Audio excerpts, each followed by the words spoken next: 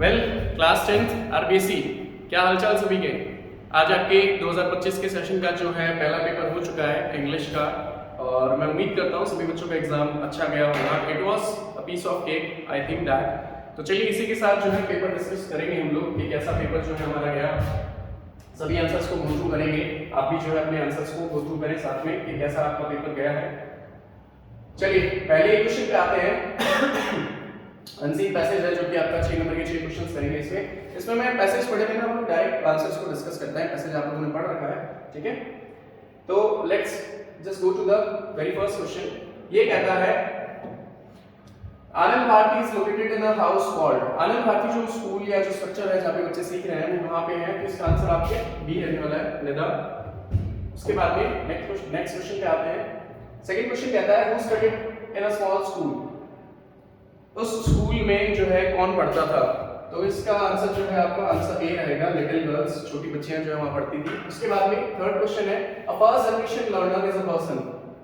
तो a first generation learner is a person who is the first in the family to go to school, ये इसका answer रहेगा। फिर आपके question next question है what are common features of the school. School के common features क्या थे, क्या क्या चीजें जो थी वहां पे चल रही थी या करवाई जाती थी। तो देखिए स्कूल के अंदर फील्ड ट्रिप्स होती थी, डिस्कशन होते थे करंट इवेंट्स के ऊपर, और इनोवेटिव टीचिंग मेथड्स चलते थे। तो ऑल ऑफ द अबव इसका आंसर रहेगा। क्वेश्चन 4 का आंसर आपका डी रहेगा। फिर क्वेश्चन नंबर 5 पे आते हैं the children of the school are transformed into. ये कह रहा है कि जो बच्चे वहां पढ़ रहे थे, जो बच्चियां पढ़ रही थी, कैसा उनका रिजल्ट रहा, ट्रांसफॉर्म कैसे हुए वो, क्या उनके रिजल्ट्स अच्छे रहे, क्या उनके रिजल्ट्स खराब रहे। तो बिल्कुल उनके रिजल्ट्स जो है बहुत ही अच्छे रहे थे। कॉन्फिडेंट इंडिविजुअल्स जो है वो इस के अंदर ट्रांसफॉर्म हो चुके थे बच्चे, बहुत उनमें आत्मविश्वास बढ़ गया था। उसके बाद में क्वेश्चन आपके आता है who set up Anand Bharati school. इसका जो आंसर है आपके आंसर सी रहेगा, जो कि पैसेज की सेकंड लास्ट लाइन के अंदर आपको मिल जाएगा। तो ये थे हमारे क्वेश्चन फर्स्ट के 6 एमसीक्यूज।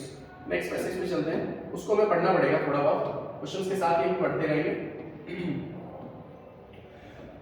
इसका क्वेश्चन फर्स्ट कहता है whose message stole the hearts of Indians। whose message stole the hearts of Indians, यानी किसका इंपैक्ट, किसके मैसेज का इंपैक्ट है जो अच्छा रहा इंडियंस के ऊपर।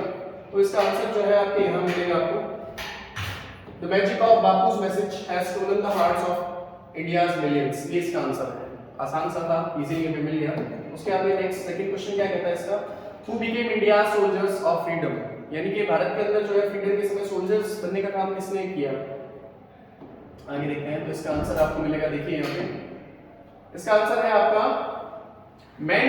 यहाँ से यानी कॉमन पीपल की बात की थी कि सभी में जो है कॉमन लोगों ने भी आगे बढ़ चढ़कर हिस्सा लिया था, तो they also became freedom fighters in the fight of freedom. तो men and women and even little children come out of their little shells and became India's soldiers of freedom। ये आपके सेकंड क्वेश्चन का answer इसमें रहने वाला है। ठीक है, इसी के साथ आगे चलते हैं। Third question is why are you and I fortunate. आप और मैं जो है तो भाग्यशाली क्यों है। इस पैसेज के हिसाब से जो है हमें इसका आंसर करना है। ठीक है, ठीक है, ये कहता है You and I are fortunate to see this happening before our eyes and to take some part ourselves in this great drama। तो यहाँ पर जो है आंसर आपने यहाँ से लिखेगा In India today we are making history and you and I are fortunate to see this happening before our eyes and to take some part ourselves in this great drama। ठीक है, तो इसका answer आप जो form भी कर सकते हैं वैसे कि भाई ये जो फ्रीडम फाइट हुई थी इसके अंदर आपने और मैंने पार्टिसिपेट किया था, जो मैसेज में कह रहा है उस हिसाब से वो कह रहा है कि पार्टिसिपेट जो करने का एक्शन था उस कारण ये अपने आप को फॉर्चुनेट मानते हैं। तो इसका आंसर लगभग हम यहाँ से जो है बनाएंगे, ये सारा रहेगा। ठीक है, नेक्स्ट चलते हैं। Next question number 4 it says that what has to be respected if we are India's soldiers। किस चीज की रिस्पेक्ट होनी चाहिए अगर आप इंडिया के जो है सोल्जर्स हैं। तो देखिए इसका आंसर ये है if we are to be India's soldiers we have to respect India's honor and that honor is a sacred trust। ठीक है, पवित्र sacred trust। तो इसका आंसर आपके 4th का ही रहने वाला है। नेक्स्ट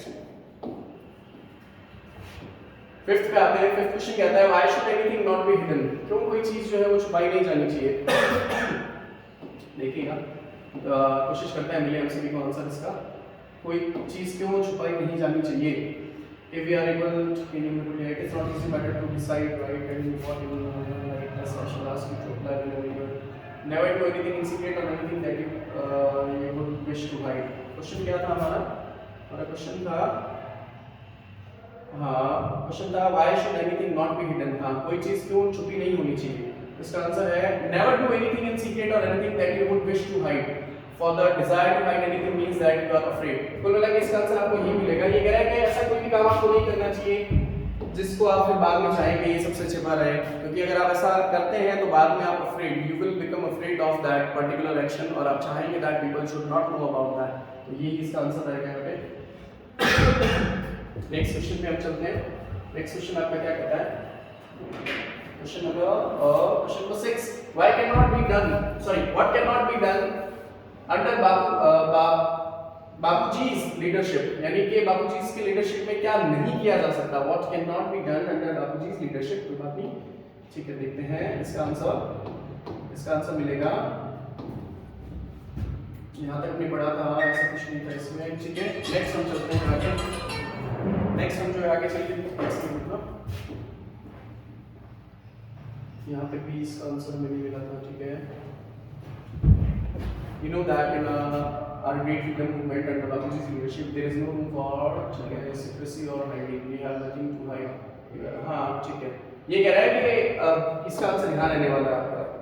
यहाँ से आप इसका आंसर यहाँ तक करेंगे कि बाबूजी के लीडरशिप के अंदर there is no room for secrecy और हाइडिंग, यानी कि आप क्या चीज जो है नहीं कर सकते हैं। इसमें पूछा था तो आप किसी चीज को छिपा नहीं सकते हैं, कोई भी सीक्रेट है, कोई ऐसी चीज है तो आप उनके अंदर जो है छिपा नहीं सकते। तो इसका आंसर आपका क्वेश्चन नंबर जो भी था ये उसका आंसर ये रहने वाला है। नेक्स्ट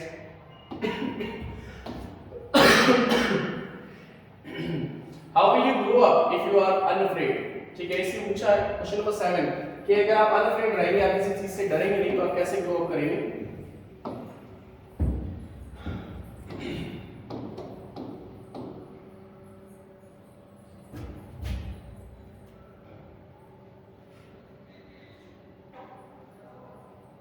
ठीक है, here is the answer कि if you are unafraid तो क्या होगा। if you are unafraid so you will grow up a child of the light, unafraid and serene and unruffled whatever may happen, ठीक है, whatever may happen, sorry। तो ये इसका जो है आंसर रहेगा आपके क्वेश्चन नंबर 7 का। हमारे नेक्स्ट क्वेश्चन पे चलते हैं। ये आपके पैसेज को ध्यान से पढ़ा होगा उम्मीद करता हूँ। मैंने जस्ट इस वाले पैसेज को भी गो थ्रू किया है तो थोड़ा बहुत आंसर जो है मेरे को देखने में टाइम लग रहा है। उम्मीद करता हूँ आपके आंसर से सही रहेंगे। नेक्स्ट चलते हैं। राइट क्वेश्चन नंबर 7 हमारा हो गया था। फिर इससे पूछा right the similar word of the following from the passage. Lucky का जो है सिमिलर वर्ड पूछा है। वेल क्वेश्चन भी आया था इससे रिलेटेड। हाँ, फॉर्चुनेट वर्ड होगा यहाँ पे, इसमें देखिएगा आप फॉर्चुनेट वर्ड मिले आपको, इसमें ये मार्क किया हुआ बिल्कुल।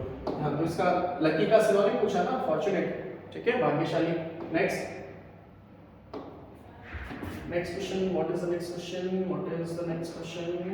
अपोजिट पूछा है इसमें वर्दी का, यानी कि वर्दी का अपोजिट इसमें मिल जाएगा अनवर्दी। हाँ, हियर इज द आंसर। सो वर्दी का अपोजिट अनवर्दी, एकदम सिंपल सा पैसेज है। मतलब इसमें सिनोनिम और एंटोनिम्स हम कई बार देखते हैं आरबीएससी के अंदर, थोड़े से टफ सिनोनिम्स या एंटोनिम्स पूछ लिए जाते हैं, बट ओवरऑल ये अच्छा पैसेज था, सिंपल पैसेज था। नेक्स्ट चलते हैं हमारे क्वेश्चन पे, राइटिंग सेक्शन की तरफ चलते हैं। ठीक है, सेक्शन ए हो गया, आपने आंसर चेक कर लिए होंगे सभी ने।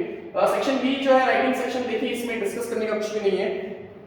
थोड़ा सा पैटर्न हम डिस्कस कर सकते हैं। क्वेश्चन नंबर 3 कहता है 5 नंबर का जो है लेटर आपके, imagine you are Anjali Punit living in Mumbai, write a letter to your friend about your school and studies there. Informal letter है, एग्जैक्टली आप write a letter to your friend. हां, इनफॉर्मल लेटर है, और इनफॉर्मल लेटर का pattern क्या रहता है और फॉर्मल का क्या रहता है, ये आपने बेसिकली स्कूल्स में पढ़ा होगा अच्छे से। देखिए इनफॉर्मल के अंदर एक तो जो है आप सब्जेक्ट नेम, जो भी ये इसकी बात कर रहा हूँ मैं इनफॉर्मल की, इसमें सब्जेक्ट आपको नहीं लिखना होता है, इसके अंदर आपको रिसीवर्स एड्रेस नहीं लिखना होता है, और कुछ वर्ड्स होते हैं पर्टिकुलर जिनका आपको ध्यान रखना होता है।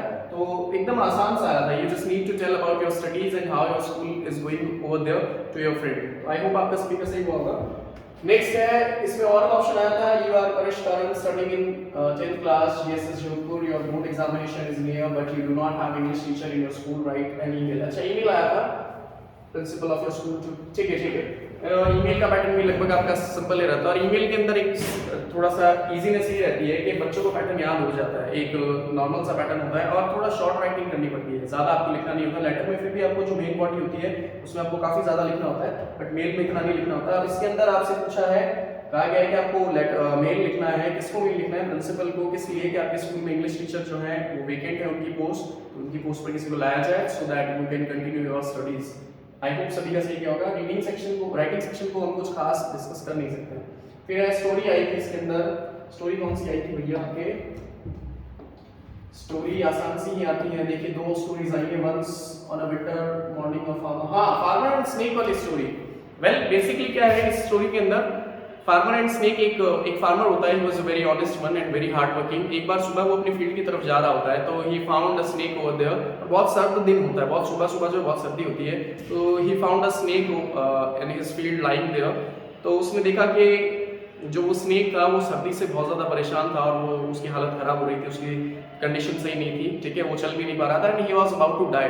तो farmer was a kind person, what he did, उसने क्या किया, उसने उस स्नेक की हेल्प करने, although the snake was venomous, जहरीला था सांप, बट उसने हेल्प करने की कोशिश की और उसने उसकी हेल्प की और थोड़ा उसको हीटअप किया ले जाकर कहीं पे। उसके बाद में क्या होता है कि स्नेक उसको बाइट कर लेता है एंड एट द एंड वो जो है फार्मर हमारा वो मर जाता है। तो लास्ट में वो कहता है कि भाई स्नेक जो है उसका ये काम है कि वो तो कट करेगा ही करेगा, तो it is our duty to be aware of that particular thing. ऐसे करके स्टोरी थी। और इसके बाद में सेकंड स्टोरी आपको और में मिली थी, once there cap seller and monkeys. अरे बहुत सिंपल स्टोरी है, cap seller monkeys. Once there was a cap seller, he was going to sell his caps in the village. In the afternoon, he took rest under a tree. Where there came some monkeys and took his bag of caps with them. When the cap seller woke up, जब वो उठता है, he found that his bag was missing. Then suddenly he took up his side to a tree and he found that all the monkeys were having his caps over there. What did he do then? And he thought of a very good plan. उसने एक बहुत अच्छा plan सोचा. He just took his one cap and he put it down and threw it somewhere. All the monkeys copied the same thing. That's how he just got his caps back.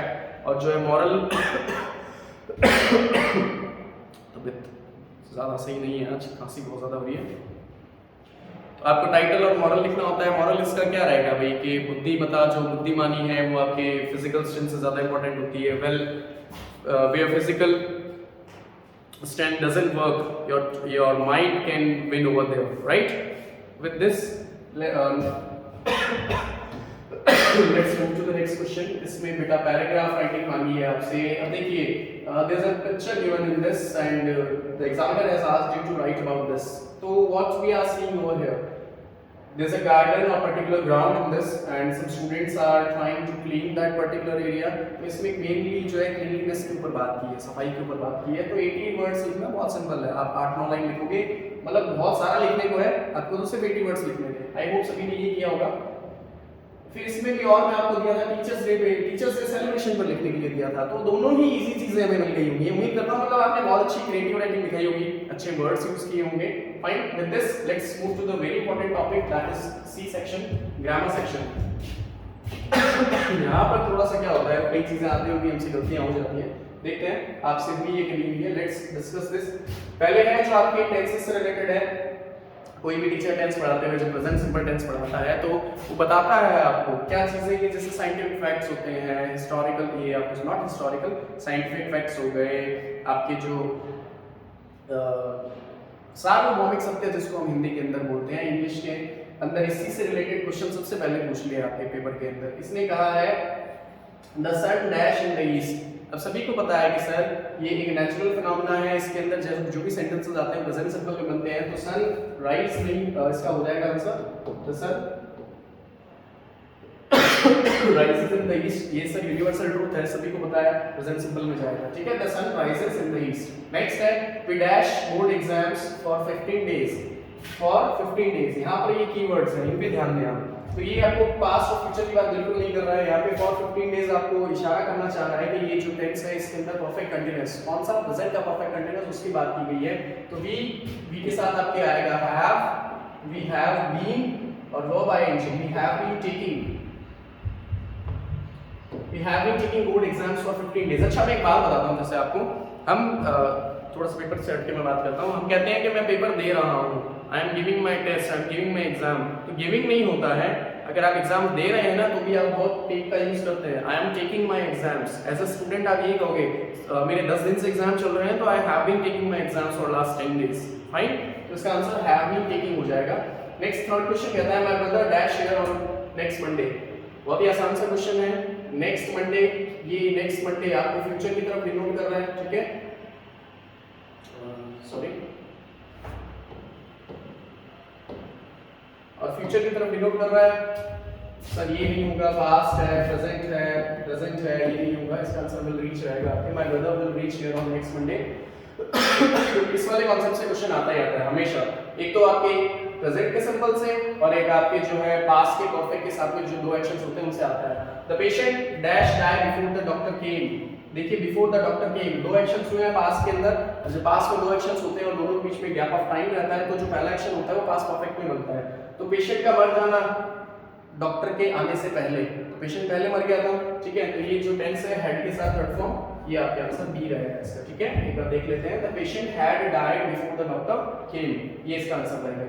इसका rises था, इसका have been taking हो जाएगा, इसका will reach है और fourth का आपके हैड डाइड हो जाएगा। The patient had died before the doctor came, patient जो है वो डॉक्टर के आने से पहले मर चुका था। नेक्स्ट चलते हैं। हाँ, narrations, direct indirect. First question है my mother said to me take care of your health. तो कभी भी जब नरेशन आप सॉल्व करते हैं तो सबसे पहले रिपोर्टेड स्पीच को देखना होगा। इसको देखते हो ना तो इससे डिसाइड होती है कि हमारी जो वर्ब है वो क्या रहने वाली है। तो my mother said to me take care of your health, तो जब आपको कोई कहता है take care of your health तो वो आपको एडवाइस कर रहा होता है। तो आपको कोई एडवाइस कर रहा होता है तो आपकी जो यहाँ पे वर्ब रहेगी, रिपोर्टिंग वर्ब, वो भी एडवाइस से बन जाएगी। मैं इसको यहाँ लिख देता हूँ, ठीक है। तो इसका क्या रहेगा सेंटेंस,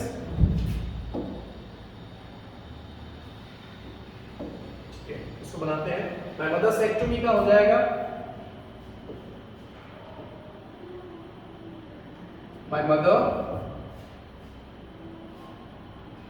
सॉरी बेटा मैंने गलती से आस्क लिख दिया है, सॉरी।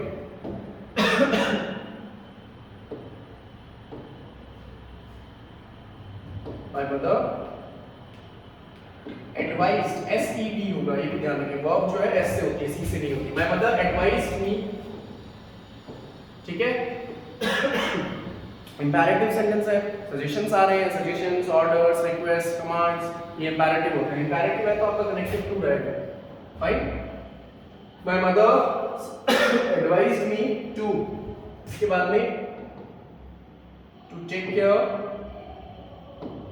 ऑफ। अब देखिए योर है ना बेटा योर का आपको बदलना पड़ेगा, इसको सेकंड पर्सन बदलता है ऑब्जेक्ट से। तो मी का जो योर से निकलेगा टेक केयर ऑफ माय हो जाएगा, take care of my health. Fine, इसका ये आंसर रहेगा। My mother advised me to take care of my health, ये इसका आंसर है। नेक्स्ट पे चलते हैं। Sanjay said to Achu why do you work so hard. Interrogative sentence आया है आपके पास में, ठीक है। तो इसका देखो यहाँ पे ये इंटरोगेटिव है तो सेड आपका हो जाएगा आस्क में। तो मैं इसमें बस थोड़े से चेंजेस कर देता हूँ, चलिए इसको पूरा ही बना लेते हैं। संजय आस्क्ड, एक टू हट जाएगा आपका आचू। अब क्या करना है सर, जब डब्ल्यूएच वर्ड होता है ना तो कनेक्टिव का काम भी करता है। फिर आपने यहाँ वाई लिखा, ज्यादातर बच्चे क्या करते हैं नरेशन के अंदर कि वो इंटरोगेटिव को इंटरोगेटिव बना होता है और वो सबसे ज्यादा बड़ी गलती होती है। एग्जामिनर इसी चीज के नंबर कट करता है। आपको क्या करना है, सेंटेंस को नरेशन के अंदर अगर इंटरोगेटिव आता है तो आपको सिंपल सेंटेंस के अंदर ट्रांसफॉर्म करना होता है, ठीक है।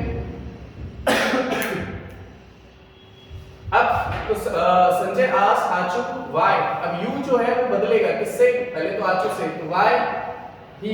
अब यहाँ रुकते हैं। Why do you work so hard, present का सिंपल है और नरेशन में प्रेजेंट का सिंपल पास्ट के सिंपल में जाता है। तो Sanjay asked Achu why, verb का हो जाएगा वर्कड, ठीक है। मैं एक सेकंड सेंटेंस को देख लेते हैं।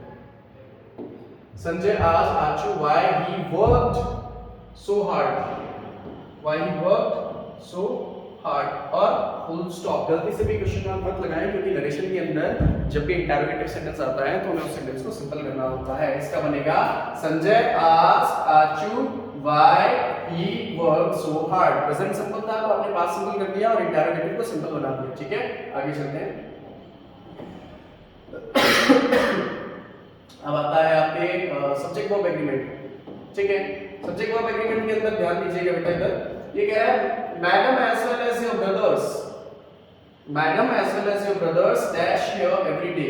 देखो जब क्या होता है एज वेल एज आता है ना, तो एज वेल एज के साथ में एक ऐसा कंजंक्शन है जो first person I mean to say जो फर्स्ट सब्जेक्ट होता है वो वर्ब को डोमिनेट करता है, ठीक है। एज वेल एज के साथ में जो भी फर्स्ट सब्जेक्ट होगा वो डोमिनेट करेगा, तो मैडम को आपको मेन सब्जेक्ट मानते हुए इसके हिसाब से आपकी वर्ब कम्स हो जाएगी, ठीक है। Madam as well as your brothers comes here every day, fine. Next question पे आते हैं, one of the students dash present in the seminar. ये बहुत इजी सेंटेंस है, लेकिन trust me many of us and many of you commit mistakes with this very simple sentence। क्या होता है कि जो one of the की टर्म होती है ना बेटा, इसके साथ में नाउन तो प्लूरल आता है लेकिन वर्ब सिंगुलर आती है। one of the students यानी स्टूडेंट्स में किसी एक की बात की जा रही है, one of the students obviously singular verb आएगी, was present in the seminar। got my point, ठीक है। जैसे मैंने कहा Virat Kohli is one of my favorite players, तो मैं one of my favourite players में से विराट कोहली की बात कर रहा हूं, तो सिंगुलर हुआ और सिंगुलर के लिए वर्ब भी सिंगुलर, तो one of the students was present in the seminar, fine. Next active passive पे आते हैं, my friend brought a bag for me. Double object, ये दो ऑब्जेक्ट का सेंटेंस है, दो तरीके से इसको बनाया जा सकता है, ठीक है। हम बनाते हैं इसको, my friend brought a bag for me, ठीक। तो पहले इसको बना लेते हैं आप ऑब्जेक्ट फर्स्ट से, आप बनाओगे अ बैग और ब्रॉड पास्ट सिंपल है, तो पास्ट सिंपल के बाद में पैसिव में आपको वॉज चाहिए। अ बैग वॉज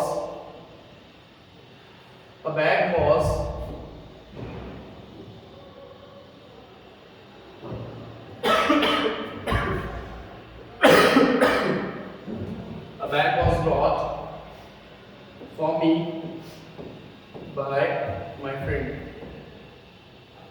my friend, ठीक है।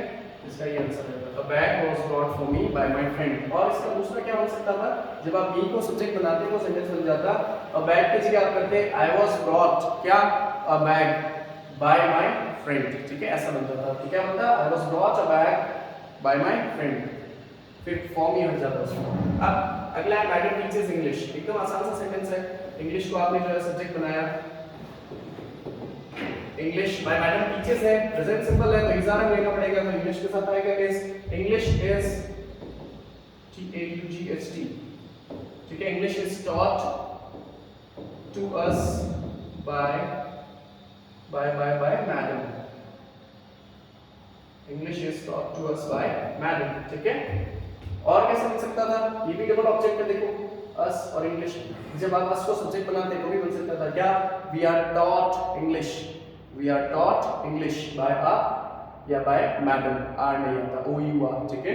We are taught English by madam, दोनों तरीके से बन सकता है, English is taught to us by madam. आगे चलते हैं, नेक्स्ट है फ्रेमिंग क्वेश्चंस है आपके, children eat chocolate.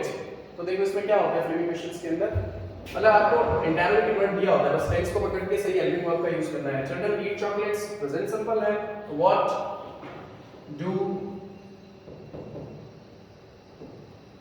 what do children eat, इसका बनेगा children eat chocolate, sentence what do children eat chocolates। Next है क्वेश्चन टैग है, आसान सा आया, बहुत ही, parents love their kids, positive approach है।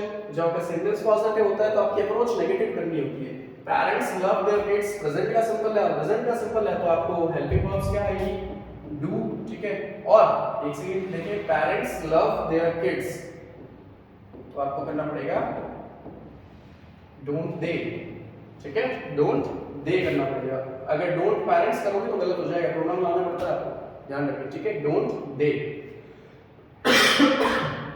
नेक्स्ट चलते हैं, ठीक है। उम्मीद करता हूं यहां तक सभी को समझ आया होगा।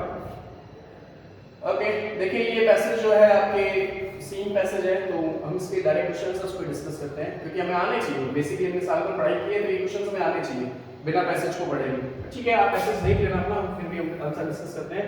The baker used to be, baker जो आता था वो क्या हुआ करता था बाकी बच्चों के लिए, तो उनका फ्रेंड भी होता था, उनका गाइड भी होता था, उनका कंपेनियन भी होता था। तो इसका जो आंसर है वो आपका हो जाएगा ऑल ऑफ दी अबव, ठीक है। तीनों बनने का काम करता था बेकर आपका, फिर है baker used to be, friend होता था, कंपेनियन होता था, गाइड, ठीक है, सही है। How many times did the baker come in a day, हमें अच्छे से याद है, एक तो वो जब बीच में जाता था तब और एक वापस आता था तब, तो ट्वाइस अ डे, 2 बार आता था फिर, ठीक है। Next, the children long for, बच्चों को किस चीज की इच्छा रहती थी, चाह रहती थी, तो टॉयज, टॉफीज की, ड्रिंक्स की बात नहीं है, बच्चों को जो ब्रेड बैंगल्स होते थे वो बहुत अच्छे लगते थे, तो दे लॉन्ग फॉर ब्रेड बैंगल्स। फिर नेक्स्ट है, how did the baker greet the lady of the house, बहुत एकदम वन वर्ड आंसर है इसका, तो शायद वो गुड मॉर्निंग बोलता था हमको, बेकर जो है, जो, हाँ ठीक है, ये है इसका answer, he would greet the lady of the house with good morning, वो अच्छे से विश करता था, गुड मॉर्निंग विश करता था हमको, और अपनी जो बास्केट होती थी उसको नीचे रखता और उनको जो है सर्व करता था। आगे देखते हैं, हम आगे आ गए, नेक्स्ट क्वेश्चन है, how did the children see the basket, हाँ अब क्या होता था जब बच्चे को ये बेकर आता था तो सभी जो घर के मेन बड़े बुजुर्ग होते थे या जो बड़े लोग जिनको उनसे खरीदारी करनी होती थी वो उसको घेर के खड़े होते थे, तो बच्चों को जगह नहीं मिलती थी, बच्चों को जगह नहीं मिलती थी तो बच्चे कहते हैं इसके अंदर कि भाई वो जो पास में रेलिंग्स होती थी, पैरापेट जिसको हम जैसे मुंडेर होती है ना, दीवार होती है छत के ऊपर, उसके ऊपर चढ़ के, छत के ऊपर नहीं, वहाँ पास में कोई ऐसे चौकी या कुछ होता था उसके ऊपर चढ़ के वो बच्चे उसके अंदर झांकते थे, ठीक है। तो इसका आंसर आप देखते हैं कहाँ है, देखिए यहाँ से इसको एक बार हम पढ़ते हैं, wickets would be pushed aside with a mild rebuke and the loaves would be delivered to the servants, but we would not give up, we would, हाँ यहाँ से आंसर देखो, we would climb a bench or the parapet and peep into the basket somehow, ये इसका answer है, ठीक है। यानी बच्चे जो है वो पास में पड़ी कोई बेंच, कोई मुंडेर पे चढ़ के जो है झांकते थे। आगे देखते हैं, सिमिलर वर्ड पूछा है रेलिंग का, देखिए अभी मैंने जस्ट आपको भी बोला था रेलिंग का सिमिलर वर्ड, रेलिंग वो स्ट्रक्चर जो सीढ़ियों के चौकी और के पास में होता है वैसा ही कुछ स्ट्रक्चर, ठीक है। इसमें रेलिंग का जो भी हमने वर्ड पढ़ा ना बच्चे चढ़ जाते थे, किस पे, ये देखिए पैरापेट, पैरापेट क्या, मुंडेर जो शब्द बोलते हो ना आप, जैसे विंडो के आगे का पोर्शन होता है या जो छत की आगे की दीवार होती है वैसा कुछ, पैरापेट इसका आंसर हो जाएगा, किसका, आपके रेलिंग का सिनोनिम पूछा है, इसका सिनोनिम पूछा ना, हाँ ठीक है, सिमिलर पूछा है। फिर अगर आपने ये मैसेज तो कीजा कॉपी वाला मैसेज किया होगा, इसको हम देख लेते हैं, the sun at Banaras, how many sons did Kisa कॉपी हैव, सभी को पता है उसका एक बेटा था जिसकी जो है डेथ हो गई थी, तो कीजा कॉपी में क्या है, how many sons did Kisa कॉपी हैव, ओनली वन। फिर है व्हाट डिड कीजा कॉपी ask for her dead child, तो बच्चे की मृत्यु हो गई थी तो आपको याद हो तो अपने बेटे को लेकर जो है पड़ोसियों के घर और अपने मोहल्ले में घूम रही थी, किस चीज के लिए, कि कोई उसको क्या दे दे, मेडिसिन दे दे that can cure her dead child. तो वो साक्यमुनि, साक्यमुनि कौन है इस चैप्टर के अंदर, बुद्धा, कौन है, बुद्धा, ठीक है। आगे चलते हैं, what did Buddha want, Buddha क्या चाहते थे, वैसे देखिए पैसेज के हिसाब से क्या है इसके अंदर, हाँ ये आंसर देखिए, बुद्धा आंसर्ड क्या, I want a handful of mustard seeds and, हाँ ठीक है उन्होंने ये कहा था, और मेरे साथ में ये भी कहा था कि मस्टर्ड सीड्स कैसे होने चाहिए, must be taken from a house where no one has lost a child husband, हाँ तो इसका आंसर आप बेटा यहाँ से ना करके बल्कि आप यहाँ से करेंगे इसका आंसर, ठीक है। बुद्धा चाहते थे कि एक ऐसे घर से मस्टर्ड सीड्स लेकर आया जाए जहाँ पर कभी भी किसी भी अपने की जो है मृत्यु ना हो रखी हो, राइट। नेक्स्ट क्वेश्चन पे आते हैं,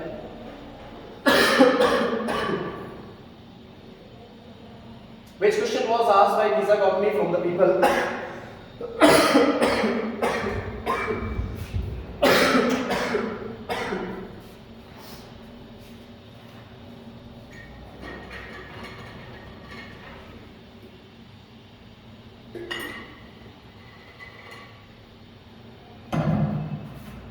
next,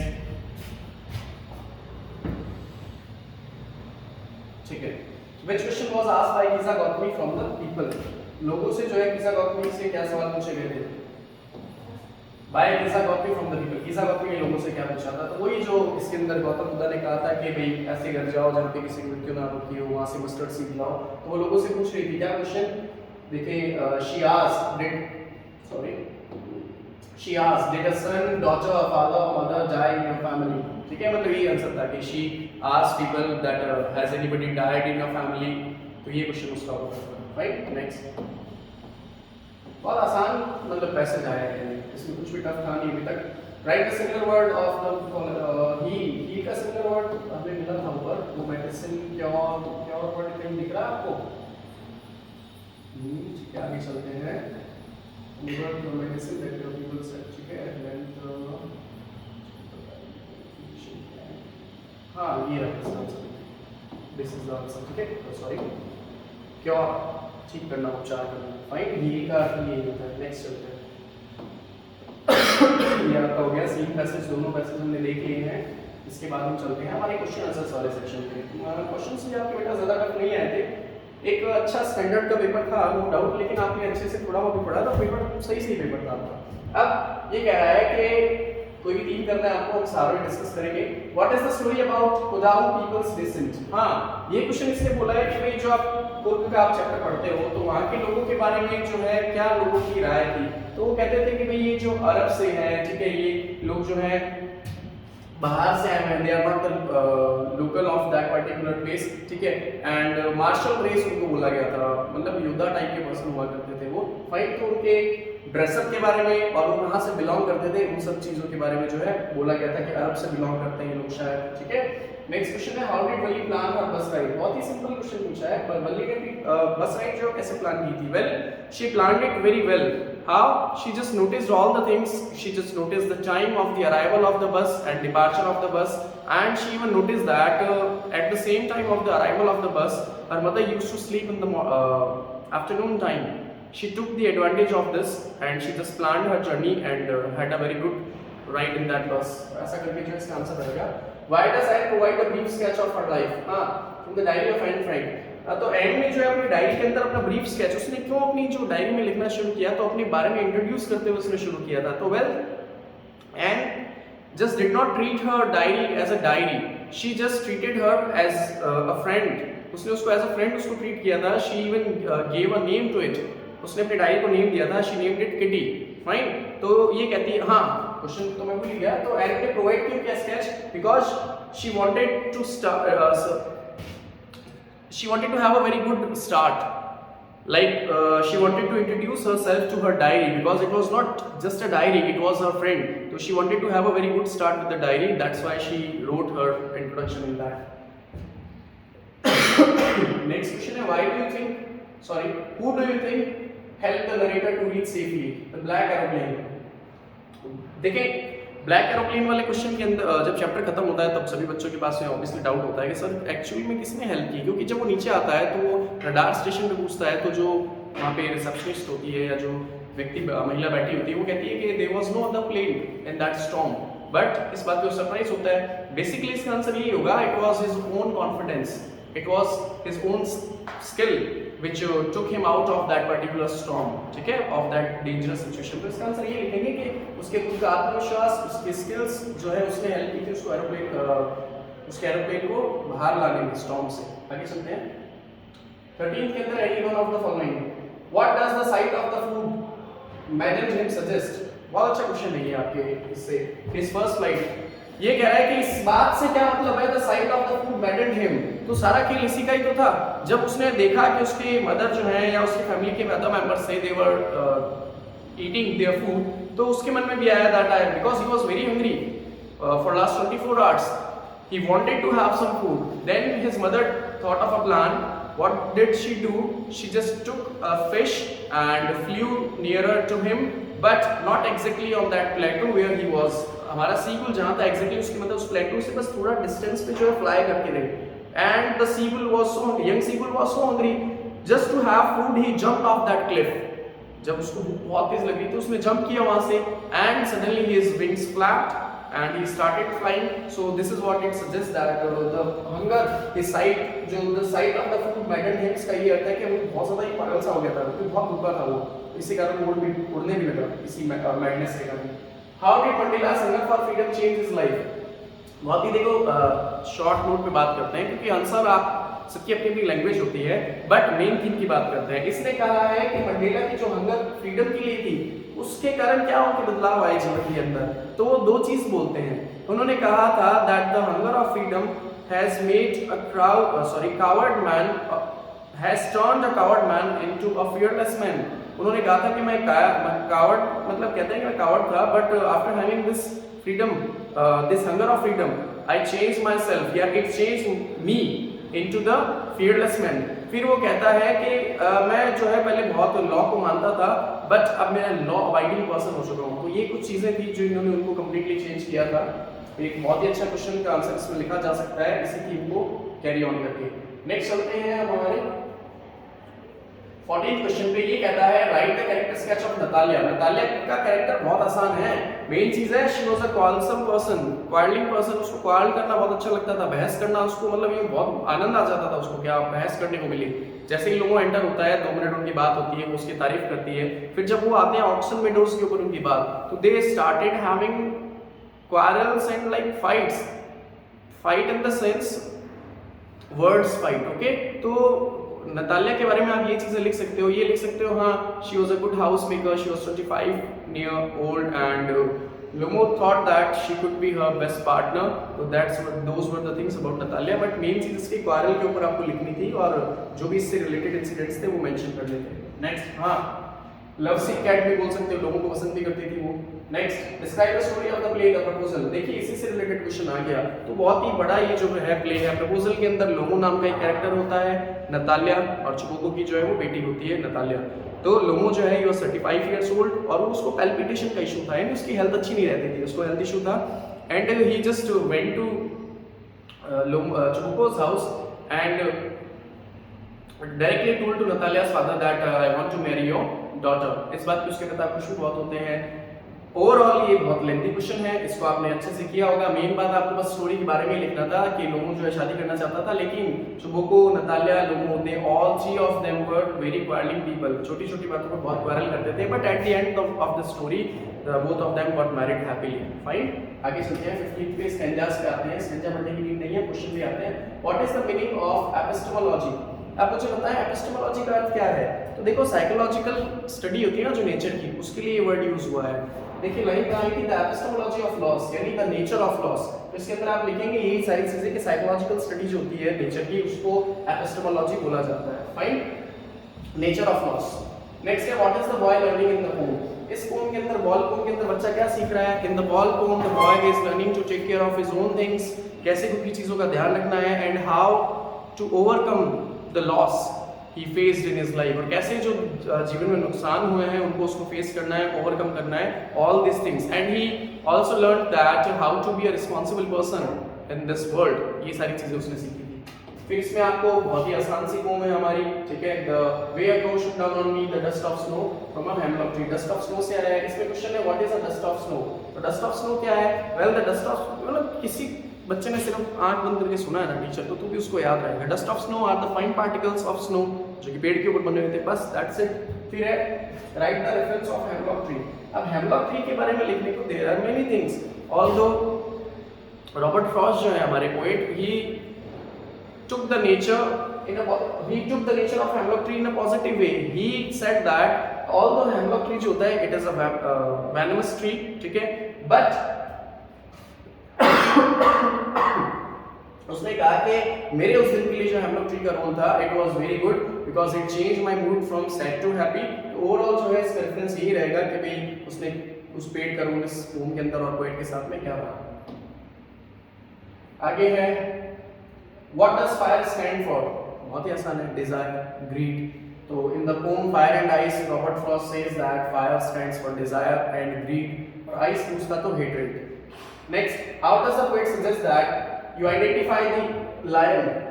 हाँ, how to tell wild animals में से, तो इसने although मतलब डायरेक्टली इसने पूछ लिया कि आप एक लायन को कैसे पहचानेंगे, तो पोम के अंदर कुछ कैरेक्टरिस्टिक्स बताए हुए थे that when you see a big creature with a tawny beast, यानी कि ब्राउन कलर की उसकी स्किन होती है, and when it roars it will make sure that you die out of fear। तो इसने कहा था कि when you see a big creature browny beast and when it roars you will die out of fear। तो ये characteristics थे, इस प्रकार आप एक लायन को पहचानेंगे। उसके बाद में how does the poet suggest that you identify, ये हो गया हमारा। What could Amanda do if she were a mermaid? अगर अमांडा जो है वो एक मरमेड होती, जलपरी होती, तो वो क्या करती? तो वो कहती है कि I will just I have a lot of freedom in the emerald sea, green emerald sea, ठीक है, and I'll live there blissfully, ठीक है। ये सारी चीजें थी कि मैं पूरा दिन अच्छे से स्पेंड करूंगी, कोई रोक टोक नहीं होगी, फ्रीडम होगी और मेरा जीवन जो है बहुत अच्छा होगा एज अ मरमेड, ठीक है। और ग्रीन जो सी होगा उसमें मैं बहुत खुशी से रहूंगी। फिर है what does the thief say about the different reactions of people when they are robbed? हाँ, तो इसने कहा है कि अलग अलग लोगों के क्या रिएक्शंस हुआ करते थे जब उनके यहाँ चोरी होती थी। तो देखो बहुत सारे उसने 3 पॉइंट बताए थे, that a poor person will accept it and the rich person will get angry and the one who is greedy he will fear of that. तो ये सारा इसका आंसर है। Next, Horace Greeley was a good and respectable but not completely honest. Explain. Horace Greeley के बारे में पूछा है कि वो गुड सिटीजन तो था लेकिन ऑनेस्ट नहीं था, क्योंकि हम सभी को पता है Horace Greeley was a lock maker और उसका घर अच्छा चलता था। हाँ, by his profession he was earning a good amount because हमने देखा कि he had some servants also or helping hands at his shop also. But there was a thing which made him which compelled him to steal every year. वो क्या थी? That he had a hobby of reading expensive and rare books. अब expensive और rare books पढ़ने की उसको आदत थी, which he could not afford obviously. So he used to steal once in a year. हर साल में एक बार वो जो है बड़ा डाका डाल के आता था। तो ये सब कुछ इस क्वेश्चन के बारे में। नेक्स्ट हम चलते हैं 18th पे, सेकंड लास्ट क्वेश्चन है, why does Mrs Pomfrey think the dogs recovery is a Triumph of surgery? Mrs Pomfrey को क्यों लगा कि जो ट्रिकी की सर्जरी है वो ट्रायम्फ है, एक बहुत बड़ी जीत है? Because tricky was not looking really well, his health was just decreasing every day. उसकी हेल्थ के अंदर जो है बहुत डिजास्टर चेंजेस थे, but not in a good sense. And after that particular point, जब जो मिस्टर हैरियट हैं उन्होंने उसको ट्रीट किया, अच्छी डाइट पे रखा, ठीक है, और उसको अच्छी एक्सरसाइज दी, जब वो अच्छे से उसने फैट लूज किया और मिसेस पंफ्रे उससे मिली तो उनको लगा ये तो ट्रायम्फ ऑफ सर्जरी है, कि अरे वाह ये तो एक तरह से जीत हुई हमारी, या सर्जरी जो है वो सक्सेसफुल हुई। What curious episode occurs in the study? Footprints without feet. Griffin, यानी कि इसमें साइंटिस्ट की बात की है और साइंटिस्ट वाले चैप्टर से बात कर रहा है कि स्टडी, एक्चुअली यहाँ पे एक स्टडी रूम की बात की जा रही है। क्लर्जीमैन के घर के अंदर जब वो सो रहे होते हैं तो अर्ली इन द मॉर्निंग क्या होता है, उसको आवाज आती है। He heard some sound, chink of money की एक्चुअली आवाज उसको आती है। When he went into the house, he found that the money was not there, but even there was no person also there. मतलब there was no person in the room, but the money was missing. ना तो room में कोई था, but पैसे गायब थे। So this was the curious episode that occurred in the study. फिर how did the mother of Richard help him? सबसे important question था इस चैप्टर का ही। रिचर्ड की मदर का रोल उसके लाइफ के अंदर बहुत इंपॉर्टेंट रहा था। When it comes to his studies, when it comes to learning, when it comes to fulfilling his hobbies, habits. So Richard's mother played a very important role in his life, very vital role in his life. Because Richard's father died when Richard was in 3rd standard. She took care of his all the needs. She always motivated him. She always kept him ahead in all the things. वो उसको जो है mountaineering के equipments होते थे, आपके microscope होता था, ये सारी चीज़ें दिलाती थी और उसकी जो भी हॉबीज होती थी उसमें हमेशा उसको हेल्प करती थी और मोटिवेट करती थी। तो it was a good question. चलिए लास्ट क्वेश्चन पे आते हैं। आखिरी 3-4 क्वेश्चन हमारे रहे हैं और सबसे आसान पार्ट है 19। अच्छा हमने सारे कर लिए ना, 105 क्यूरियस, हाँ ये हो गया।